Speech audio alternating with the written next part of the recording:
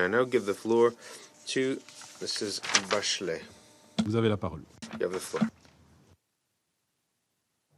Thank you, Mr. President.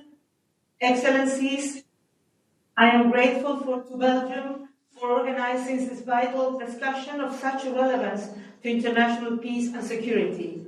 I am sure it will contribute to the increasing consideration of transitional justice as a useful peace-building tool by this Council and other bodies. We know that lasting peace is interlinked with justice, development and respect for human rights. We know that peace does not automatically break out when weapons fall silent and atrocity crimes cease. To be able to rebuild lives without fear of recurrence and for society to move forward, suffering needs to be acknowledged, confidence in state institutions restored, and justice done. Demands for justice can be denied, but they will not disappear. In Sudan, the recent popular overthrow of the regime was driven in large part by demands for justice across society, built up over decades of impunity for human rights violations. Across the world, mass protests have once again brought home the power of popular demands for equality, social justice, gender justice, climate justice, and fundamental rights. Transitional justice processes have repeatedly shown they can help to address grievances and divisions. I have seen this firsthand. My own experience in Chile convinced me that transitional justice processes that are context-specific, nationally owned, and focus on the need and informed choices of victims can connect, empower, and transform societies and thereby contribute to lasting and just peace. The multiple post-conflict and post-authoritarian situations I have witnessed have strengthened that conviction. Truth-seeking initiatives not only enable victims to recount their experiences, they also open new spaces within which victims and perpetrators can reestablish connection. They facilitate the recognition and accommodation of multiple narratives about what has occurred, and the formulation of more searching recommendations for redress and reform. Over the past 30 years, various truth commissions in the Americas and elsewhere have greatly contributed to transitional justice processes. Guatemala stands out for its landmark final report of the Truth Commission, Memoria del Silencio, in 1999. The report provided an authoritative record of human rights violations during the conflict, giving a voice to the victims and analyzing the dynamic underlying 36 years of conflict. It was instrumental in advancing victims' rights, including in several high-profile judicial cases on conflict-related sexual violence and other crimes, which have resulted in orders for victim-centered and transformative reparations. Such processes are often deeply empowering for victims, in particular women, indigenous communities, and minorities that have been marginalized. And this is vital to healing wounds and binding societies together. I have just returned from a mission to the Democratic Republic of the Congo, where the recent UN-supported consultations in the Kasai region enable many victims to express their views on truth, reconciliation, reparation, and the prevention of future conflict. These consultations laid the groundwork for the establishment of the Provincial Peace, Justice, and Reconciliation Commission. This locally driven project, like others supported by the Peacebuilding Fund, established important links between transitional justice processes, the root causes of conflict, and socio-economic reintegration. While I was in Bunia, in the Ituri province, I was struck by the strong desire expressed by both the Hema and Lendu communities for transitional justice processes and their emphasis on justice as the path to peace and reconciliation. The current conflict between the Lendu and Hema was preceded by a previous cycle of violence in 2003, which did not give rise to a concerted effort to promote accountability. I am convinced this failure to sustain justice processes have been a factor in the revival of violence today. Equally, inability to address the violence of today could place the future at serious risk of renewed violations and abuses.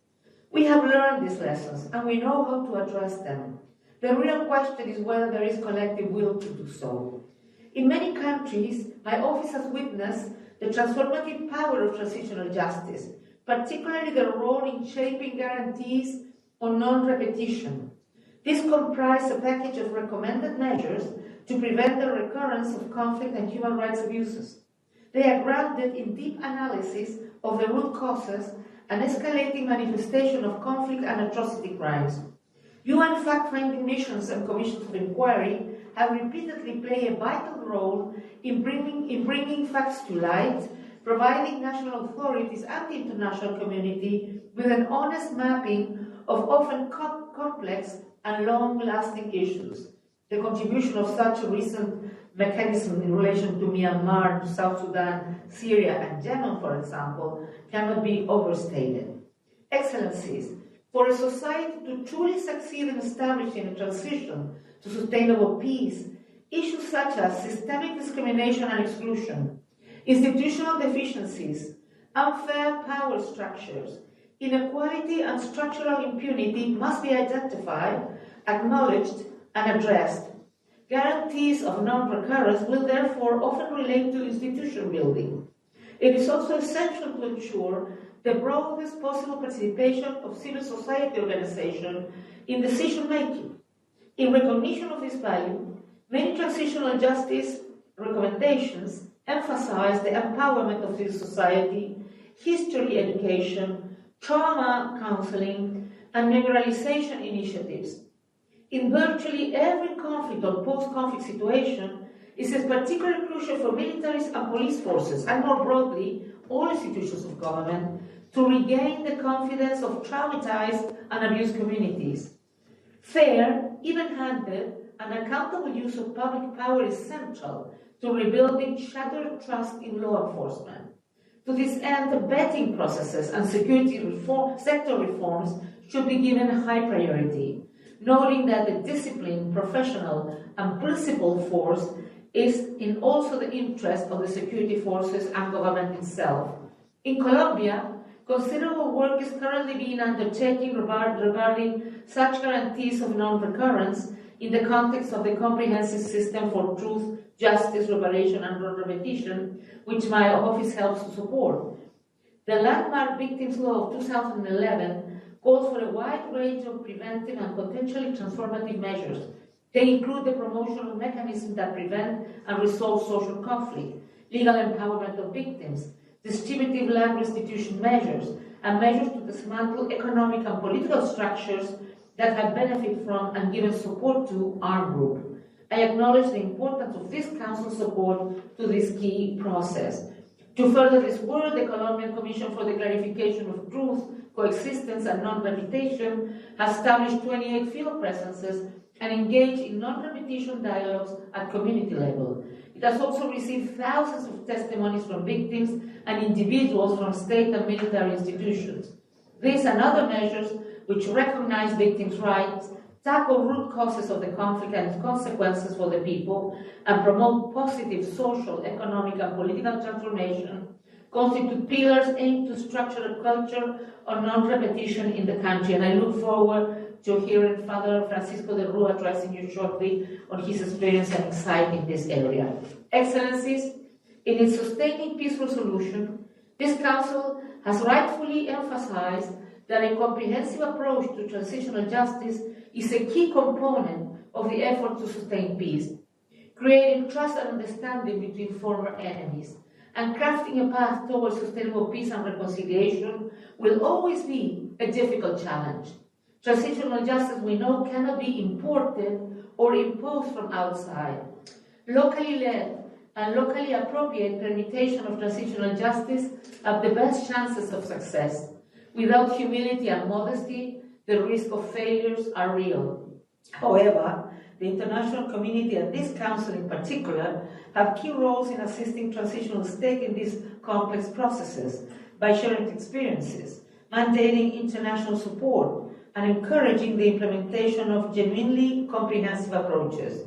A recent example is the Council's mandating of UN assistance mission to Afghanistan, explicitly to advise on the, and I will quote, establishment and implementation of judicial and non-judicial processes to address the legacy of large-scale human rights violations and abuses as well as international crimes, and to prevent their recurrence. End of quote. Clear mandates such as this provide a strong and welcome foundation for UN engagement with government and civil society. Transitional justice should not be seen as an alternative to criminal accountability for perpetrators of atrocity crimes, but that criminal accountability, which is vital, should be accompanied by a broad range of complementary measures to support truth, justice, reparation, and guarantees of non-recurrence, which help to break cycles of violence. There is clearly no single way to get the mix of these measures precisely right, but there is a way to get it wrong, and that is to consider that victims' rightful demands for justice are an inconvenient distraction that can be papered over or indefinitely delayed. Failure to engage in such processes will not resolve conflict. It will fuel recurrence. I encourage the Security Council to acknowledge and make full use of the transformative impact of transitional justice in its consideration of matters of international peace and security. I thank you, Mr. President.